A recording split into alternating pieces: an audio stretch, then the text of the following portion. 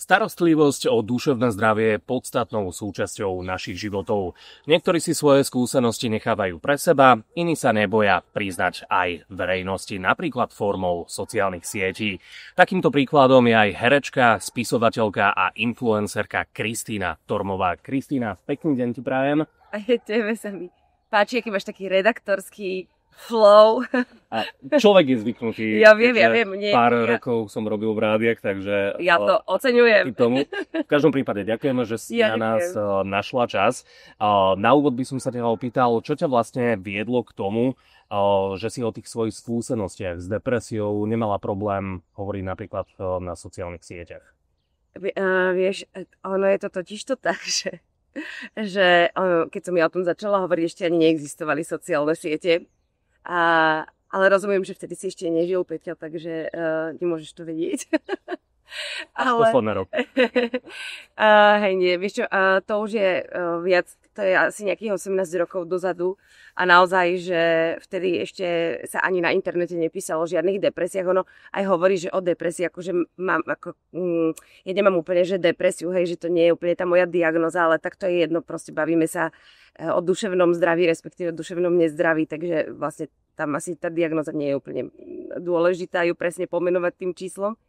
Takže ja som vlastne nevedela strašne dlho, že čo mi je. A vedela som, že mi niečo je, lebo som sa nemala dobre a videla som aj okolo seba, že ľudia nežijú tak ako ja a že sa majú inak a že nemajú také prepady a nie sú toľko smutní a netrápia sa. Tak som začala pátrať, pretože človek logicky si chce pomôcť. A od gynekologičky cez endokrinologičku a cez iných odborníkov som vlastne skúšala nájsť, či to je štítna žľaza, či sú to nejaké hormonálne veci. Až som sa vlastne dostala k našej kamarátke psychiatričke, ktorá teda hneď vyhodnotila niečo ako, keby sme to mali zľahčiť, tak nejakú úzkostno-depresívnu poruchu.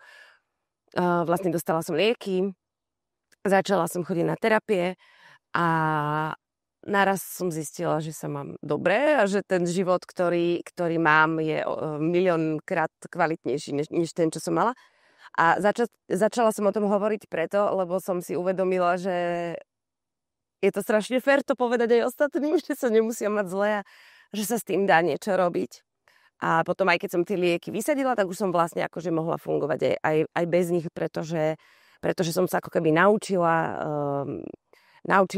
ako s tým pracovať a zároveň tie terapie ma viedli aj ďalej.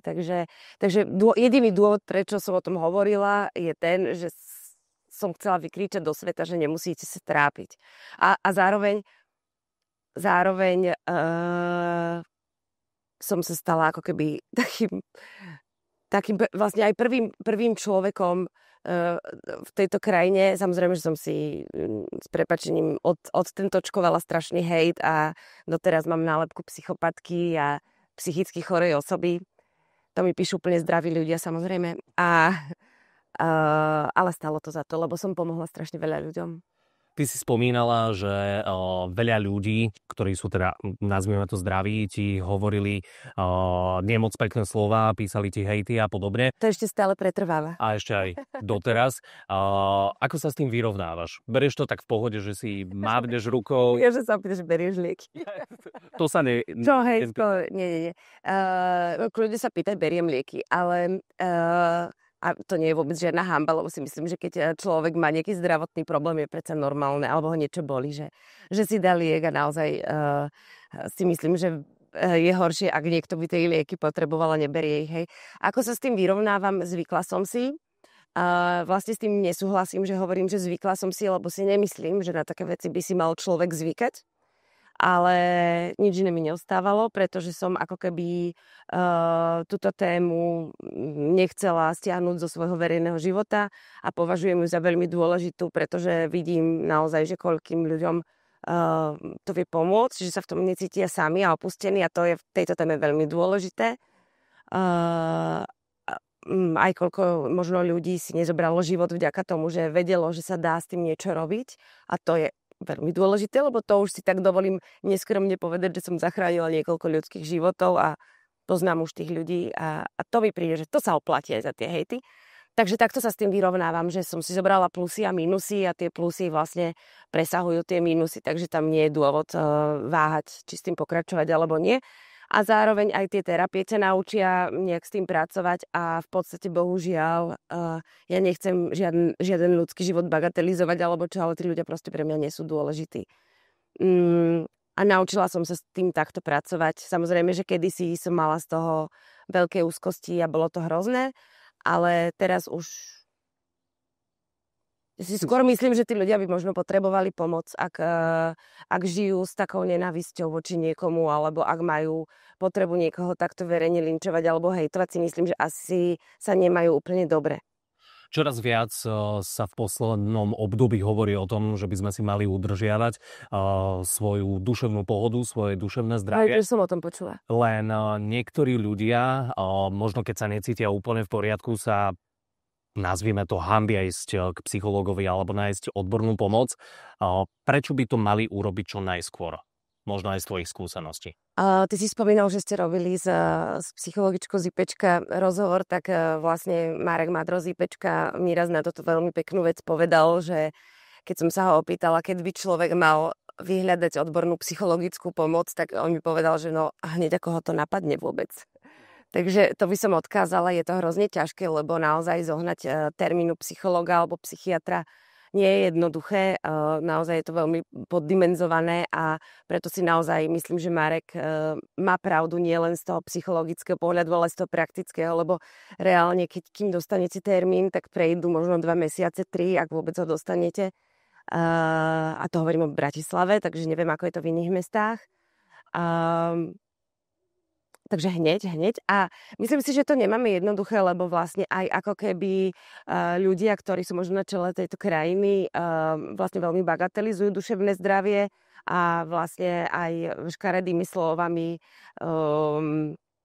častujú ľudí, ktorí možno prežívajú úplne normálne emócie, akými sú smútok alebo hnev a vlastne ich nazývajú psychopatmi. My sme skrátka krajina, kde psychicky chorý človek je nadávka a nie niekto, kto potrebuje našu podporu a pomoc. Takže o to je to ťažšie a rozumiem, že veľa ľudí sa hanbí, pretože je to oprávnené, ale možno, že už práve aj na sociálnych sieťach alebo v médiách sa dá dohľadať dosť podporných informácií na to, aby to človek minimálne vyskúšal a už sa potom môže rozhodnúť, či sa mu to páči alebo nie. Ako herečka, spisovateľka, moderátorka si v centre pozornosti. Nebudeme si klamať, veľmi veľa ľudí ťa pozná na Slovensku a aj to je určite náročné, možno aj keď ťa stretnú na ulici, chcú sa s tebou odfotiť, porozprávať. Ako to vplýva na to psychické duševné zdravie tvoje? To sú tie lepšie. Berme teda tie pozitívne. Hej. Tak mne ľudia ináč určite nadávajú, aj na mňa ma chcel jeden pán opľuť, ale netrafil sa. Chvála Bohu. Tak som sa opýtala, či sa chcem porozprávať, ale ušiel. Áno, no, akože to sa mi úplne až tak takto, ja keď idem po ulici, ja väčšinou úplne nevnímam, lebo ja vlastne chôdzu mám ako taký relax a taký môj mikrosvet, kedy tam úplne vlastne, že nie som, iba kráčam. Ale tak áno, samozrejme stáva sa to a ja som veľmi rada. A naozaj aj teraz som vlastne riešila takú, by som povedala, neúplne príjemnú vec, ktorú som komunikovala verejne, že vlastne som skončila svojou prácou v televízii, pretože sa mi nepáčili podmienky nové, ktoré som dostala a vôbec celé to okolo. A naozaj, že deň potom, ako som to zverejnila, ma zastavili 3 ľudia na ulici a mi normálne povedali, že mi držia palce a že mi ďakujú, že som to komunikovala. To sú pre mňa veľmi pekné veci, lebo jedna vec sú tie sociálne siete, kde samozrejme je tá podpora, ale aj tak to stále ostáva v takom virtuálnom nejakom priestore, že ja to samozrejme som za to vďačná a ďakujem a snažím sa to precítiť, ale predsa len keď ťa niekto zastaví na ulici a povie ti niečo pekné, tak ten osobný kontakt je samozrejme nenahraditeľný. Takže ja som za to veľmi vďačná. Takže a navyše môj otec je herec, čiže ja som vyrastala v tom hereckom prostredí a pre mňa je to normálne, že sa ľudia zastavovali a tak, takže ja to vnímam skôr pozitívne. A ľudia sa ospravedlňujú, že prepáčte, že vás zastavujeme, že nie, že ja som strašne rada, že ďakujem. Jasné, že niekedy na to nemusím mať náladu, aj som párkrát povedala, povedala, že viete čo, ja sa teraz úplne na to necítim, aby sme sa nejak fotili, alebo že teraz potrebujem svoj taký priestor, že mám naozaj zlý deň alebo ťažký, keď sa mi niečo stalo. Tak aj sa urazili niekedy, ale to je v poriadku, veď ja som sa postavila za seba, takže tak musíte proste ma zastavovať, keď nemám predmenštruačný syndrom. Takže toto je aj informácia pre našich divákov, že keď ťa uvidia na ulici, tak úplne bez problémov. Áno, ale my sa aj objímame. Vieš, že to sú také pekné stretnutia, že naozaj, alebo mi presne niekto povie, že ďakujem, že strašne ste mi pomohli s témou z duševného zdravia. Normálne sa vyobjímame, aj si poplačeme, aj tak. Takže ja to mám práve že hrozne rada. Ty si zároveň aj hrdou mamou. Ako materstvo ovplyvnilo tvoje duševné zdravie? No zle. Kvôli čomu? Ale nesranujem.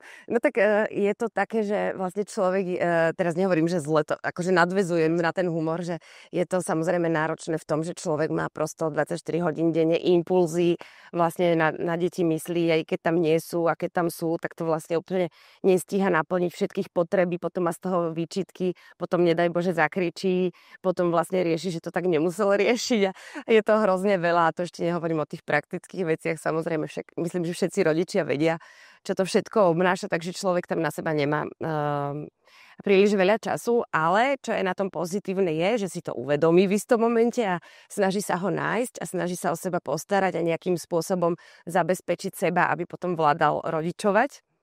Ale čo je úplne úžasná vec, tak to, ako sa človek správa k deťom svojim, alebo aký spôsob toho rodičovstva si vyberie, zvolí, ako sa v tom možno vzdeláva, tak vlastne to začne časom aplikovať aj na seba. Ja teraz hovorím o takom možno... Ja vôbec nie som akože úplne dobrá, dokonalá mama to vôbec, ale myslím si, že taký ten rešpektujúci prístup k tým malým ľuďom, na schválne hovorím deťom, ale ľuďom a vôbec vnímanie ich pocitov a naozaj nepoviem, že nereu to ti nepomôže, lebo viem, že im to pomôže, lebo to sú skrátka vedecky vyskúmané veci, tak vlastne to neskôr človek aplikuje na seba a začne byť aj k sebe rešpektujúcejší, láskavejší, snaží sa počúvať viac a možno necítiť sa vinný za to, keď má hnev alebo smútok a si to tak všetko dopriať a prežiť a dať si čas. Takže ja si myslím, že mne to veľmi pomohlo a každým dňom, ako naše deti rastiem s nimi určite. Keď už sme sa rozprávali o deťoch, respektíve malých ľuďoch, ako si to nazvala, tak možno aj taká rada pre divákov a poslucháčov, že či je podľa teba vhodné sa zaujímať o to, čo ich trápi, týchto malých ľudí a rozprávať sa o tom s nimi, aj o tom duševnom zdraví. Môžem ti zo srandy povedať, že nie? Nie? Pokojne, vystrihneme. Nie, nestrihaj to, ja srandujem. Tak to je taká, otázka, že ja som napríklad teraz veľmi prekvapená z toho, ako veľmi rezonuje spoločnosťou taký seriál Adolescent. A ja tomu vôbec vlastne nerozumiem, že prečo to tak rezonuje. A ja som to teda pozerala a je to hrozne smutné a je to príšerné, okrem toho, že to je fantasticky zahrané, natočené, napísané celé dobre, ale vôbec to pre mňa nemá ako keby až tak ma to nezasiahlo, lebo vlastne príbeh, také príbehy, ako žije ten chlapec, i keď možno nie až tak vyhrotené, ale vlastne to umenie vždy vyhrocuje ako keby tú tému, aby to bolo intenzívnejším zážitkom pre diváka, aby si viac možno uvedomil, o čo tam ide. No, že to zažívame bežne, denne. Prosto ja to vidím v škole, ja to vidím aj pri mojich deťoch, čo zažívajú, prežívajú. Ja si uvedomujem, že deti teraz majú naozaj oveľa intenzívnejší život ako my, lebo je oveľa viac popudov, tém, vecí, rýchlejšie. No prosto musí to byť veľmi náročné pre ten mozog a to je tiež samozrejme vedecky dokázané, takže si myslím, že o to viac sa im musíme venovať a možno naozaj nehýkajme nad seriálmi, ale pýtajme sa detí nie, že čo bolo v škole, ale čo pekné si dnes zažil, alebo že čo sa ti dnes nepáčilo a je to strašne náročné a sami si to uvedomujeme aj s manželom, že niekedy nevládzeme sa už vlastne rozprávať večer s deťmi, lebo sami sme prestimulovaní a unavení. Ale ono je to uzajomňujúce ako keby pre celú tú rodinu si to tak povedať a si to tak vyhodnotiť. My si napríklad píšeme spolu denník, nie pravidelne, takže niekedník to asi je. Také zážitky? No, že nie, že tam je, že za čo si vďačná, komu si dnes pomohol, čo si sa dnes naučil. A normálne sa to dá kúpiť v takom tom obchode, kde majú veľa takých všelijakých blbostí, nebudem robiť reklamu, ale majú tam veľa pekných takýchto zápisníkov a denníkov. A to sú naozaj tak intenzívne, krátke chvíle v tej rodine, že si myslím, že budujú tú bezpečnú vzťahovú väzbu, ktorú možno ešte veľa ľudí nevedelo, že na nej majú pracovať veľa rodičov, keď deti boli malé, ale už sa to komunikuje ako keby viac a to je presne možno to, čo chýba takým rodinám, ako vidíme v tom seriáli Adolescent, že tam ako keby nie je až taký hlboký ten vzťah, že tí rodičia vlastne nevedia úplne, čo robia tie deti. Hovorím, rozumiem tomu, lebo sme unavení aj my, ale že stačí naozaj možno 5 minút denne a nepýtať sa, čo ťa trápi, lebo to ti to dieťa nepovie. Aj teba, keď sa pýtam, čo ťa trápi, tak ti prebehne strašne veľa vecí a možno vlastne ani nepovieš úplne to, čo ťa trápi naozaj, iba povieš to, čo ti prvé napadne a možno sa naozaj k tomu dopracovať práve aj tými peknými príhodami z toho dňa alebo zážitkami. Vieš, že je to také dosť komplikované. Ja nadviažem na to, čo si načrtla seriál Adolescent, aby som len vysvetlil, ak náhodou niekto nevie, tak je to aktuálne veľmi populárny štvordielny seriál o 12-ročnom, tuším, alebo 13-ročnom chlapcovi, ktorý zabil svoju spolužiačku. A nadviažem na to, čo si hovorila, lebo že teba prekvapili tie reakcie tých ľudí, že sú z toho seriálu, ja osobne tiež som bol veľmi šokovaný, že ma to prekvapilo. Ja vám to neberiem. Jasné. Ja skôr šokuješ, že ja nesom. A to sa chcem práve opýtať, že čím je to podľa teba spôsobené, že ten seriál s takouto tematikou prekvapil ľudí tu na Slovensku? Je to možno tým, že naozaj nevnímame možno tú realitu, čo sa deje aj na tých školách a podobne? No vnímame, lenže je to strašne ťažké od tých detí vypátrať, že či to tak majú. Alebo že čo sa tam deje. Že to nie je iba fakt otázka, že ako sa máš. Že to je strašne prosto náročné, veď aj keď chodíš na terapiu, kým sa dostaneš k tomu reálne, čo ťa trápi, tak to hrozne dlho trvá. Ja si pamätám, áno, vrtajú tu. Ja si pamätám, že ja som teda tiež bola šikanovaná na základnej škole, ja som o tom nikomu nepovedala. Ja som vôbec nevedela, že o tom môžem niekomu povedať. Ja som vlastne si myslela, že si to zaslúžim.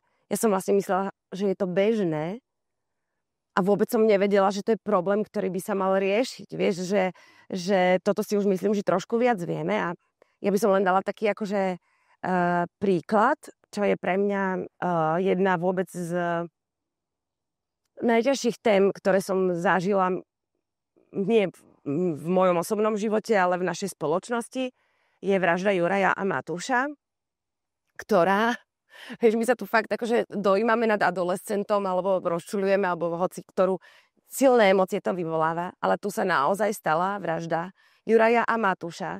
A ja nechcem dávať priestor vrahovi, ale to bol človek, ktorý keby mal podporu, keby mal možno záujem dostatočný, ja nevidím do domácnosti toho chlapca, ale viem, že sa tam navrhovala psychologická pomoc, ktorá bola odmietaná, lebo je to presne hanba a tak ďalej. A zomreli kvôli tomu vlastne dvaja nevinní ľudia, plus prežila Radka, ktorá má traumu na celý život a brutálne s ňou bojuje a je to neskutočne obdivuhodné.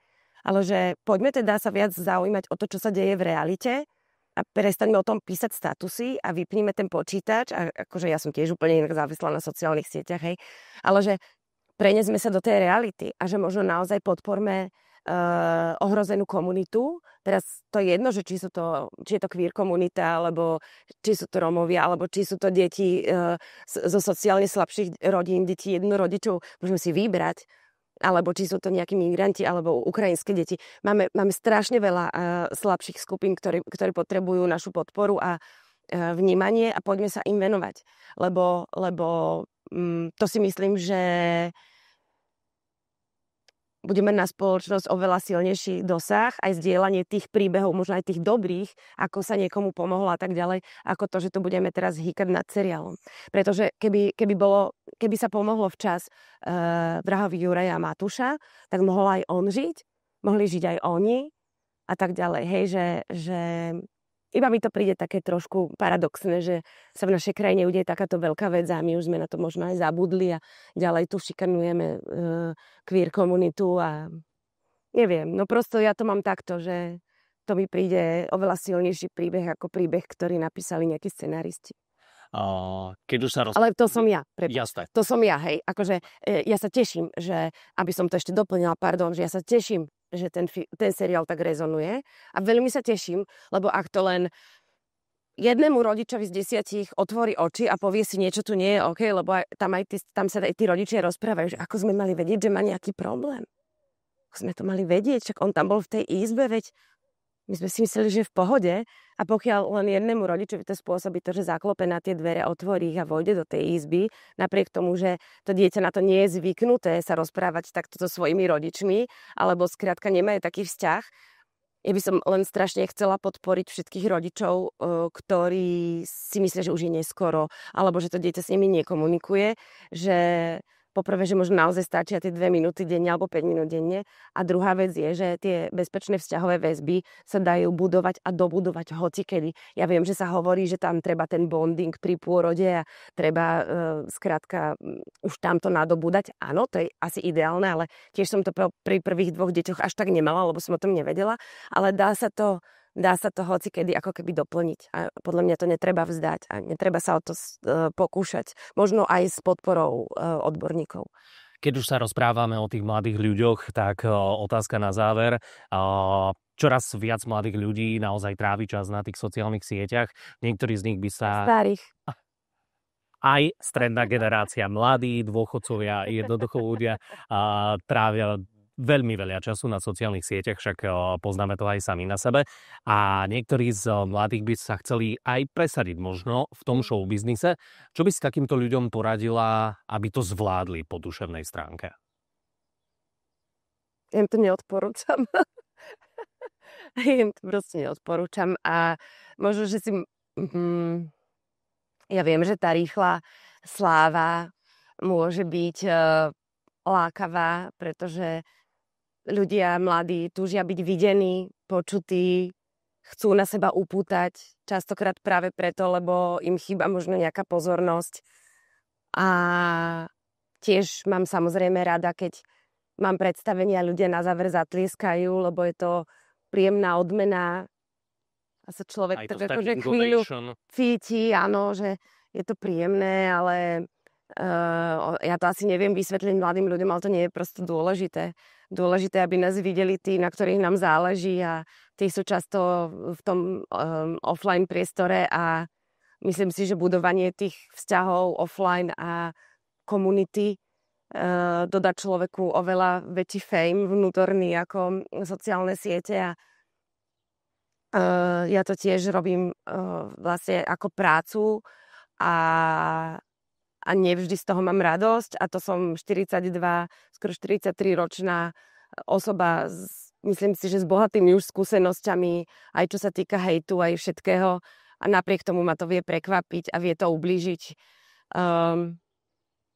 Neviem, no akože mať sen byť youtuber je super, ale tak dobre, tak poďme sa v tom vzdelávať, poďme na vysokú školu, študovať filmarinu, aby tie zábery boli naozaj dobré.